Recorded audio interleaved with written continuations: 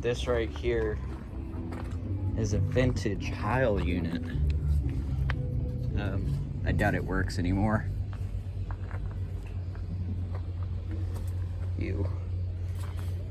Let's see here.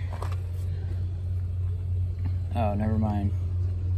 Data's totally gone on it. But yeah, this is a vintage Heil unit. It no longer runs. I remember seeing this unit for the first time a very long time ago. That is so cool.